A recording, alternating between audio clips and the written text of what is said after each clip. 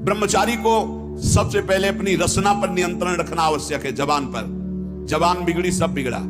गंदे आचरण वाले, जिनको पवित्रता का ज्ञान नहीं, जिनको केवल अर्थ पिशाच हैं, नाना प्रकार की अपवित्रताएं करके तुम्हें भोजन परोसते हो, गरम गरम तुम्हारे सामने आया, तुम अमृत समझ के खा रहे हो, तुम्हारी बुद्धि नहीं खराब हो जाएगी?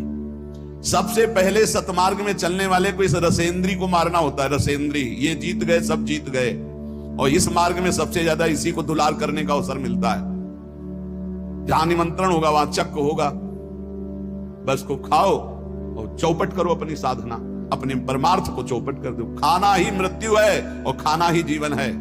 जो पवित्र भगवद अर्पित मित आहार करता है वो अपने जीवन को भागवतिक बना लेता। कितना खाओगे? याद रखो, परमार्थ में चलने के लिए रसेंद्री को बहुत शासन में जरूरत है, बहुत शासन की जरूरत है। रसेंद्री, अगर रसेंद्री आपकी छूटी हुई है तो कोई भी इंद्री आपके कब्जे में आने वाली नहीं। भोजन किया जाता है जीवन रखने के लिए, प्राणों का पोषण। और आप ये समझो, जैसे आप 400 ग्राम अन्न पा लिए तो आपकी जीवनी शक्ति उसमें पचाने में कम लगेगी और आपके चिंतन में ज्यादा लगेगी। 800 ग्राम डाल लिया।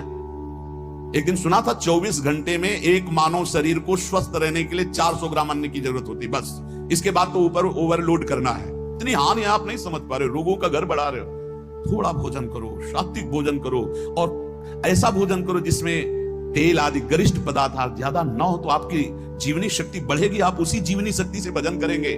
भजन में मन क्यों नहीं लगता? आप देखो, एक दिन खा के अच्छे, और एक दिन 2 रोटी खाओ केवल हमारे कहने के अनुसार, कि आपको लगे कि हाँ भूख लगी अभी, और छोड़ दो, फिर आप भजन में लगो, देखो कैसी वृत्ति जाएगी। सतोगुणी। चंचलता मन की तभी रुकती है जब सात्विक भोजन होता है।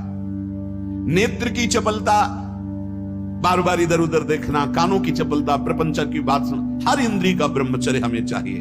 तो बहुत लाल मिर्च वाला गर्मा गर्म, ये ब्रह्मचर्य के लिए सब हानिकारक। उत्तेजक भोजन नहीं, उत्तेजक दृश्य नहीं, उत्तेजक बातें नहीं, तभी संयम से चला जा सकता है।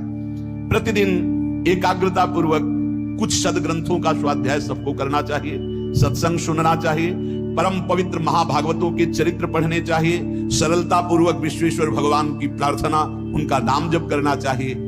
केवल ऐसे संयम से चलने से सबकी उन्नति का भाव जागृत हो जाता है, निस्वार्थ भाव जागृत हो जाता है। पूरे जगत का मंगल वो कर सकता है जो संयमी है।